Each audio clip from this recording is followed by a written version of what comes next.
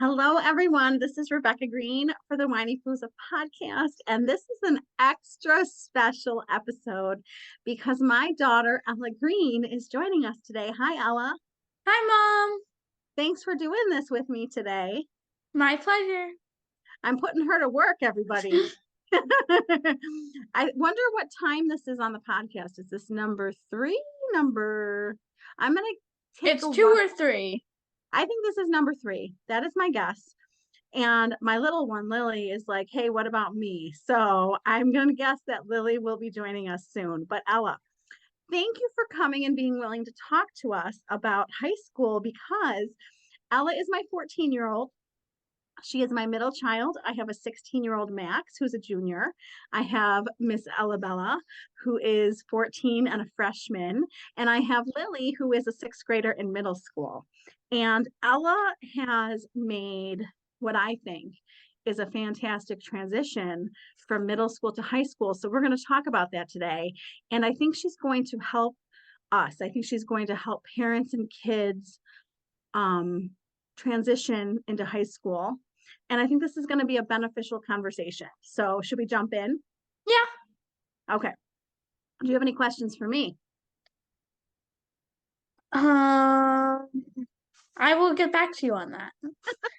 Okay, so I'm going to ask you my questions. And after we get through my questions, we're going to see if you have any questions. Okay. Okay, so let's start with, can you share, if you remember, how you felt on your first day of high school and how that compares to how you feel now? Okay. So my first day of high school, I was really anxious. I think that's obvious because of course you are. But now I sort of feel more comfortable about it and it isn't really a big deal anymore because I know what I'm doing. Well, that's amazing. We're going to talk more about that. I think that one of the keys to helping kids transition to a new school is to take them to the new school and do a tour. Yes. And what I said to Ella, because my son is a junior there, it took me 2 or 3 times of walking the school for me to learn the school. And I'm still not perfect at it, but I Like told I her, still don't understand upstairs. okay, we'll talk about upstairs then, because I think Max and I understand upstairs. They have an even side and they have an odd side. Yeah, I got that. Okay. I also think it wasn't just going around the school. It was also like, who am I going to talk to? Oh, honey, like who is in my classes? Who am Yeah. I going to talk to? Have you found friends in your classes? Yeah. Have you made new friends? Mm, not really. I mean, there's really not many new people. So I think that taking a tour was good, but I think you still felt anxious because a tour isn't going to help you Yeah. know how you're going to get around and who you're going to find in your classes. Yes. Well, so before starting high school, what were some of your expectations or worries? And how have they matched the actual experience? Um, so I expected it to be harder than middle school and harder than everything I did. And yeah, I would say that pretty much holds true. I think there's more expectations. And I'm so sorry. What was the second part of the question? No, you answered the question. Okay. I think it matched your expectations. You thought it was Yeah. going to be harder and it is harder. Yeah, and that's my expectations. So how are you handling that it's harder? I just get better. I just work harder. So what does working harder look like? And I'm asking you for specifics because what I was explaining to Ella before the interview is just because she's doing well doesn't mean there's another kid who might listen to this or a parent whose kid is struggling who's going to listen to this and learn from Ella. So you work harder. What does that look like? Maybe spending more time on my homework to make sure I understand what I'm doing. Studying if I have to, and taking my time more on tests. Ooh, you're So I taking, think that is the definition of working harder. well, that's amazing. I definitely see you working hard and I see it paying off with your grades. You just got your first report card and I could not be more proud of her. Thank you. Let's talk about the social dynamics, one of your favorite topics. Have you noticed changes in your friendships or the way that you interact with peers compared to middle school? Well, in my friendships, I haven't really noticed a change other than the fact that I don't have classes with a lot of my friends. So Oh, that's been the biggest change, is having to put more effort into seeing these people and talking to these people that I love so much. And with interactions with my friends, I think I don't really care about who's listening to my interactions as much as I did in middle school because people don't care anymore. less self-conscious. Yes. I call middle school the awkward years. Yeah. I think you're coming out of that. Yeah. And I think that you are in a different social circle, and I think it's been good for you. Yeah, Yeah, I think that you're finding your people. for sure. So, for people listening whose kids don't have any people, how do you think they can find some people? Join clubs. Excellent. That's where I met Join my, clubs. Come in early. Stay after. Be on Stuco. Do stuff. That's how you meet people. what's Suko? Stuco, it's the student government. They make all the decisions about everything. Are you part of that? No, Are you going to go to that? probably. How do The you problem know? is they don't tell people when the meetings are. But anyways, Oh no. So how do you learn? That was my question. How do you learn when clubs are meeting? pay attention to announcements. I think that's been the biggest thing. It's definitely paying attention to announcements. Figuring out who the club advisor is and which mailing them, emailing them, talking to them, something like that. Who's the advisor of Suko? No clue. I'd have Okay. to figure that out. Okay. Well, I have some connections with who is the president of the Suko, so Okay. we can talk to Yes. her. I think that's an excellent place for you to get involved, and I love seeing you get involved. Ella just did the play. She was fantastic in the play. She I'm worked her wearing the buns shirt right off. now. Radium Girls. It was, if you're watching this on Facebook or YouTube, you can see her shirt that she just showed you. If you are listening to this, she is wearing her shirt, Radium Girls, from her performance. She worked so hard. The whole cast worked so hard. They met every day after school, and man, was it fantastic. Very, very sad topic, but the acting was excellent. Yeah. So I think that you're doing a great job putting yourself out there and getting involved. And I hope that you'll still continue to join more clubs. I think that you have had to experience some rejection in a couple areas this year. Yeah. So, so for the kids experiencing rejection, it's not easy. It's part of life, but it's not easy. What advice do you have to them? Um, cry about it, feel your feelings, but eventually accept that there's nothing you can do about it now. And just eventually you have to reach the maturity of, okay, so I got rejected. How can I learn from this and how can I move on? Because there's nothing I can do to change that initial reaction, but what I do have control over is making sure that doesn't happen again. Well, you can try to not have it happen again. Yes. And one of the ways that you're trying to not have it happen again is by getting feedback. And Yeah. I think that's really mature of you to ask for feedback. Yeah. Yeah. So you win some, you lose some. We're definitely riding the waves of happiness and good stuff and maybe some not good stuff too. With my middle schooler too. She has experienced really high highs and she also has experienced rejection this year, right? It's part unfortunately it's part of life, but we learn to deal with it.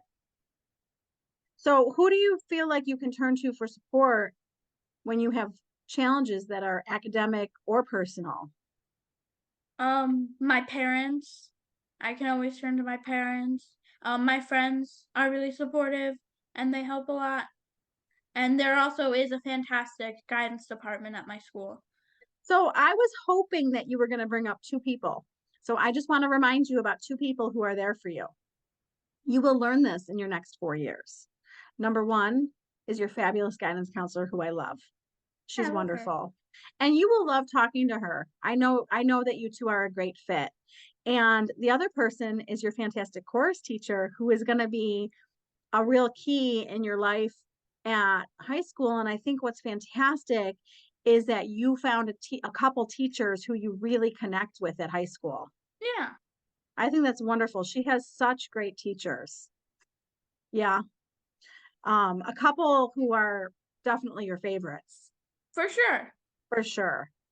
What about time management with the increased workload? I mean, you had the play every day, you had homework, you had school. What is your time management advice? Use your free time to do your homework rather than talking. Um, and Google Calendar or the Apple Calendar, where you can schedule things to give you alerts at certain times to do them. Those are my two biggest things for time management. Okay, so back up, back up. So, what's really funny about what Ella said? So, there's Max and Ella and Lily, and Max and Ella are more like their father at school, and Lily is more like me, and I'll tell you why I'm saying that. So, and it's not like she doesn't get her homework done in study hall, but Right. so Max will choose, Max is like Ella, and he will choose to do his homework during lunch instead of talking. Ella chooses to do her homework and get stuff done and uses her time wisely. If you have a full night of activities, which a lot of kids do, I think that's excellent advice to tell them to use their time wisely in school. However, if you're like me, you want to connect with your friends and you want to talk. Right. And I think there's a time to do that. Yeah. And I Yeah. would say do that after you finish. Yeah. I want kids to use time in school to connect with peers. And I also think that if you have a really busy schedule, I'm thinking of someone in particular, um, you need to use your time wisely in school. Yeah, I think that's really good advice, Ella. So, how do you think that you've grown or changed since starting high school? I'm more mature, I guess. Do you think so? I mean, high school has been like 3 months. So September, October. Well, 3 months is a long time to change. I'm gonna be honest, I haven't really changed that much. I I feel think like the you're people more around me are changing more than I'm changing. really. How come? Everyone's growing up, and I've always been this way. So You're ahead. Maybe you're ahead of everybody. probably, I don't, Are you just an old soul? I don't Just know. just very wise for your age, beyond your years. That's probably very hard to deal with, I would think. Yeah. So, do you have advice to students who haven't started high school yet? Like, if you were talking to your eighth grade friends who you will be excited to have in high school next year, what advice do you have for them? Pick your classes wisely and get involved. So, what is picking classes wisely versus not wisely? Any advice there? Um, I would say picking classes wisely would be doing electives that you know you would want to pursue in college, doing the right challenge level, and also scheduling with like how you're gonna fit free periods in with your schedule and making sure you're not overworking yourself. I think that so as far as Ella's schedule, this was a huge challenge for us this year because she's taking two chorus classes. So as a freshman, you're supposed to take mixed chorus, correct? Yes, you kind of have to. And she also wanted to do choraleers, which is Which an is all. an advanced all girls chorus. So I wanted her to have that opportunity. So in order to have that opportunity to do two chorus classes, Along with one other elective. And you're doing journalism, which you really wanted to do. So Yeah. what that led to was Ella only has lunch every other day.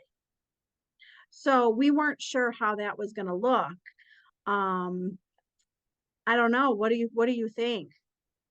I mean, I think it's only okay because of the classes I'm taking. If I Yeah, was taking, say, advanced bio, it might have been more of a problem. yeah.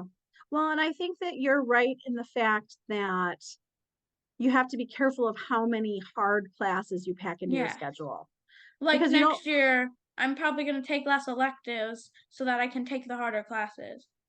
Well, you have so many electives that you want to take. We're going to see how this works out. I do Yeah. think that it's great to either try to have a lunch every day or to make sure that there's teachers who are going to let you eat in their classes. Yeah.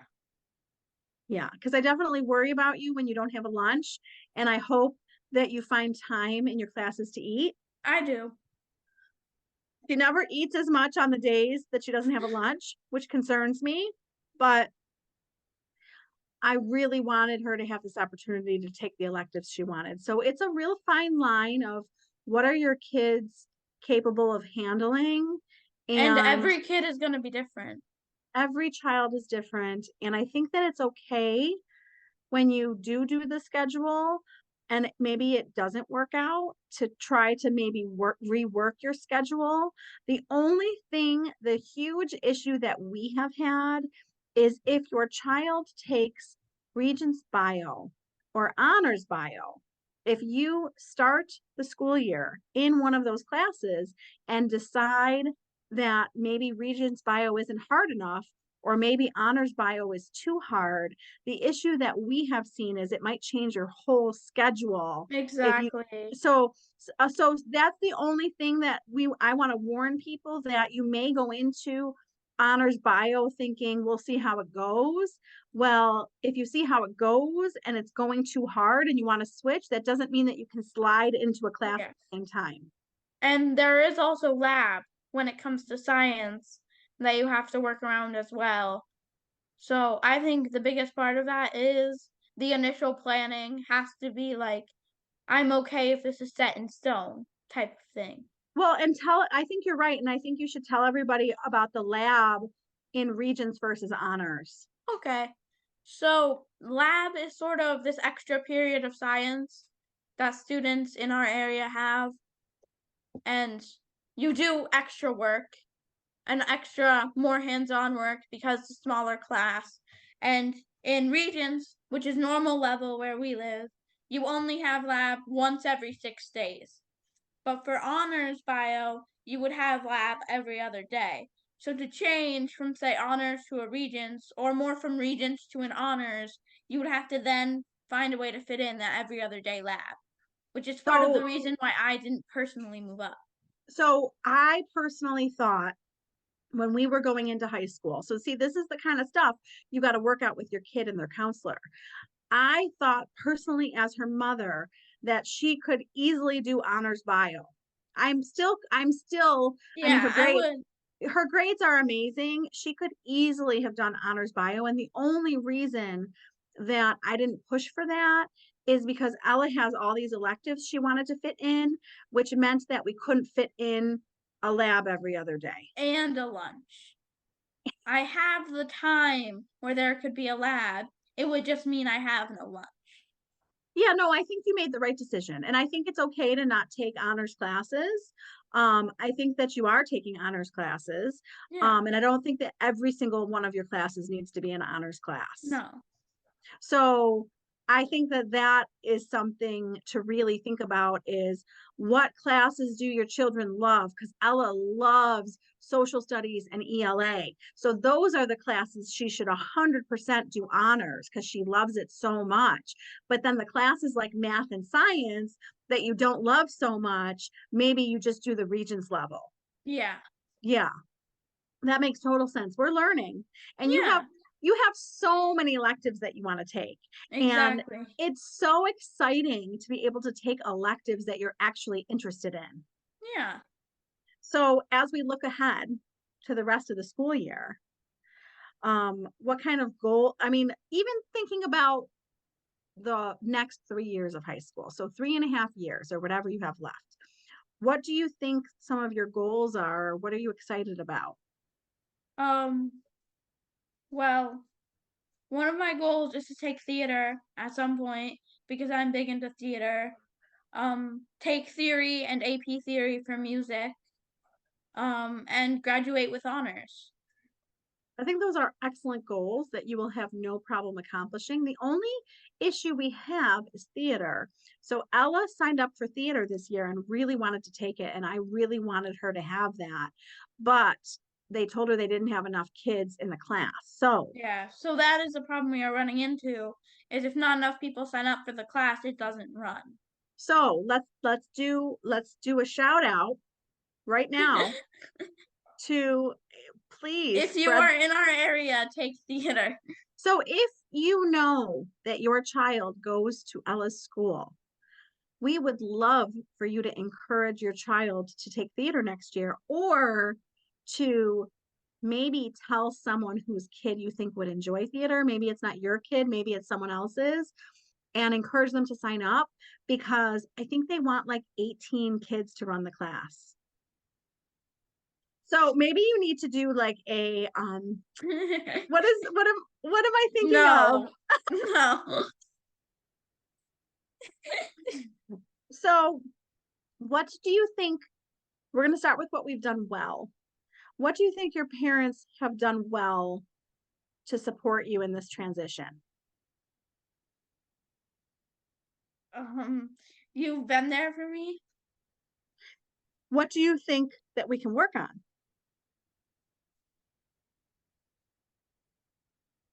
Um, I mean, you guys are great parents, and I don't really need you as much as some other kids would, so I'm not really sure. Well, I'll tell you some really good advice that you gave me this week. Hmm. So, in the ups and downs of life, when our kids have ups, we celebrate with them. And when our kids have downs, we get sad with them. And it's really important for us to give them space to have their own feelings, right? And let Yes, you be. don't feel my emotions for me. Well, that wasn't your emotions, that was my emotions, but I need to give you space to feel your own feelings, because I don't want because I'm such a feeler. This is parenting advice for me and everybody, is if you're like me and you have lots of feelings, you don't want to overshadow your kids' feelings. So I had to kind of control myself and how I was feeling. I think it's very okay for parents to feel sad for their kids. I'm not gonna lie to you. I'm not gonna try to act all the time. I was sad, and I think that's okay for me to feel that way. But I just have to make sure that I give you room and space and whatever you need with your own feelings. Yeah, I totally agree with you. So, I mean, you are really good at telling us what you need from us. So I think just keep doing that. Yeah, and for the kids, don't be afraid to tell your parents what you need because they can't read your mind. That is really good advice. And I like when you say to me things like, just listen. You don't need to fix it, just listen, or I need your help to fix it. Listen and help me. But I want to tell you, and I hope that you already know this, that I am incredibly proud of you. I see you, I watch you, I see how hard you work, I see the grades that you bring home. I read your amazing report card, and you want to know what I liked even better than the grades? Hmm. The comments. Did you read the comments? I did, but I don't really remember what they said. So I really struggled with conferences this year because we just had conferences for high school and middle school, and you can pick who you want to meet with. And I felt kind of like a slacker not going in at all. So, number one, if I want to go in and meet the teachers, go in and meet the teachers and talk to them for a minute, and don't feel bad about that. If I don't want to go in and meet the teachers and I don't have any concerns and my kids are doing fantastic, that's okay too. So what I decided to do, my husband didn't care. So he was like, whatever. I decided I was going to meet with Max and Ella's science teachers only because those are their hardest classes. So I did have a fantastic conversation with Max's AP bio teacher. And then we went over to Ella's teacher, and Ella's teacher was like very perplexed as to why we were there. So yeah, that was probably a waste of her time and my time, but that's okay. My point is your teachers love you. They think you're doing fantastic. They all think you're doing fantastic. We think you're doing fantastic. And we know that your grades are amazing. And we're so proud of you. And we just want to see you keep getting involved in school and finding things to join. Thank you. So I am so glad this transition is going well. I am so, so happy for you that you are out of middle school. I know. Ella could not wait to be done with middle school. So you have arrived and you have big goals for high school and you have big goals for college. And I'm very excited for you. Thank you. I'm along for the ride. Well, thank you for taking time with me today and for recording this with me. Of course. Thank you for having me. This won't be the last time. I know. And I want to take a moment to just ask you all to share this with a friend. Share this with someone that you think would benefit from listening, or share this with a high schooler that you think would benefit or enjoy this. And I would so love for you to rate, review, subscribe, share, comment. I so appreciate it. It means so much to me and it helps get this out to more people that we can help. Right? Right. This is Rebecca Greene. Forgot my name. I want to remind everyone to spend every day laughing, learning, and loving. Thank you for tuning in to the Whiny Palooza podcast. If you like what you heard, please be sure to subscribe so you never miss an episode. While you are there, leave a review. I love to hear your feedback. Thank you so much for listening. Until next time. This show has been produced by Market Domination, LLC. To discover how you can have your own show completely done for you and turn it into a real published book and become the authority in your marketplace, go to www.marketdominationllc.com/podcast offer. 49 faces looked to him in triumph. Over the last 12 months, they had each taken turns and promoted his business for a week at a time, driving over $987,342 in revenue. What if you had a network of 50 centers of influence who promoted your business every week for a year? Grab your copy of the #1 Amazon best-selling book, The Ultimate Guide to Growing Your Business with a Podcast, at 33% off the Amazon price by going to ultimatepodcastbook.com. Again, that website for 33% off the Amazon price is ultimatepodcastbook.com.